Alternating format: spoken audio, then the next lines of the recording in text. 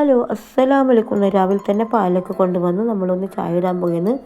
അങ്ങനെ രാവിലത്തെ ചായയോടൊക്കെ കഴിഞ്ഞ് ബ്രേക്ക്ഫാസ്റ്റ് നമ്മൾ പുട്ടും കടയിലാണ് ഉണ്ടാക്കിയത്. അയിമനാണെങ്കിൽ പുട്ട് വേണ്ടെന്നിട്ട് അവന് കായ്വാട്ടിയാണ് ഉണ്ടാക്കിക്കൊടുത്തത്.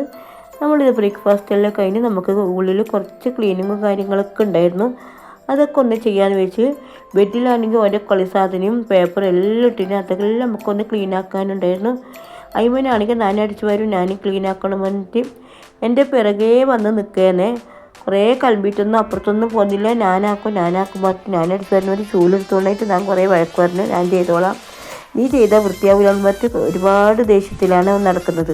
അങ്ങനെ ബെഡൊക്കെ നമ്മളൊന്ന് തട്ടിക്കൊടഞ്ഞൊന്ന് വൃത്തിയാക്കിയേനെ. അപ്പോഴൊക്കെ ഓനിതാ മാച്ചെല്ലൊക്കെ എടുത്തുകൊണ്ടാണ് ഓനൊന്ന് അടിച്ചു വരാൻ നിൽക്കുന്നുണ്ട്.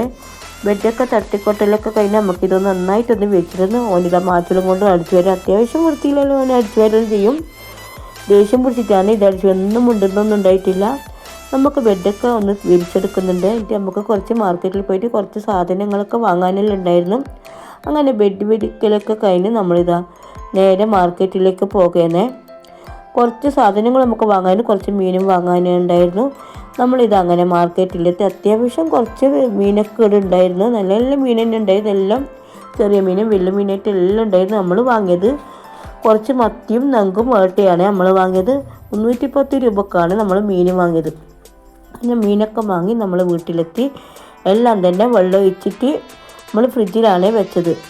അപ്പോഴേക്ക് 1:30 മണിയായി. ഉച്ചക്കത്തെ ചോറും നമ്മൾ ആക്കിയിട്ടുണ്ടായിരുന്നു. പിന്നെ പെട്ടെന്ന് ഒരു തട്ടിക്കൂട്ട് ബിരിയാണി ആക്കാമെന്ന് കരുതിയിട്ടാണ് നമ്മളാക്കുന്നത്. ഒന്നും വഴറ്റാത്ത ഒരു ബിരിയാണി തന്നെ. പെട്ടെന്ന് ശരിക്കും പറഞ്ഞാൽ വല്ല ടേസ്റ്റ് ഉണ്ടോ എന്നൊന്നും അറിയാം, ഉണ്ടാക്കി നോക്കിയാലേ നമുക്ക് പറയാൻ പറ്റുള്ളൂ. അങ്ങനെ ഒരു പാത്രത്തിലേക്ക് ഉള്ളിയിലേക്ക് തന്നെ ഇഞ്ചിയും വെളുത്തുള്ളി ചതച്ചത്, പച്ചമുളക് ചതച്ചും കൂടി ഇട്ട് കൊടുക്കുന്നത്, കുറച്ച് തക്കാളി ഇട്ട് കുറച്ച് മല്ലിയില. ഇനി ചിക്കനിലേക്ക് നമ്മൾ മഞ്ഞളും മുളകും ഗരം മസാല ഉപ്പിട്ട് കുഴച്ച് വെച്ച ചിക്കനാണ്. ഇതും കൂടി ഇതിലേക്ക് ഇട്ട് കൊടുത്ത് നന്നായിട്ടൊന്ന് കുഴച്ചെടുക്കുന്നുണ്ട്. എന്നിട്ട് നമുക്ക് അടുപ്പത്ത് വെച്ചിട്ട് ഇതിൽ കുറച്ച് ഓയിലും കൂടി ഒഴിച്ച് അടുപ്പത്ത് വെച്ചിട്ട് നമ്മളൊന്ന് വേവിച്ചെടുക്കുന്നുണ്ട്. ഒരു 10 മിനിറ്റ് കൊണ്ട് നമുക്കിത് മസാല എല്ലാം നമുക്ക് വെന്ത് കിട്ടിയിട്ടുണ്ട്. ഇനി നമുക്ക് ചോറുണ്ടാക്കണം. നമ്മൾ കൈമ റൈസാണ് ചോറിനെടുത്തിയാൽ നല്ല ടേസ്റ്റാണ്. കൈമ റൈസിനോട് ചോറ് വെച്ചാൽ നമ്മൾ അതാണ് എടുത്തിരുന്നത്. അങ്ങനെ മസാലയൊക്കെ നമ്മൾ ചോറ് ദമ്മിടുന്നത്. ചോറെല്ലാം ദമ്മിട്ടിട്ടുണ്ട്. നല്ല ടേസ്റ്റ് തന്നെയാണ് ഇങ്ങനെ ചോറ് വെച്ച് കഴിഞ്ഞാൽ. അങ്ങനെ ദമ്മിട്ടൊക്കെ കഴിഞ്ഞ് നമ്മൾ ചോറിട്ട് റെഡി ആയിട്ടുണ്ട്.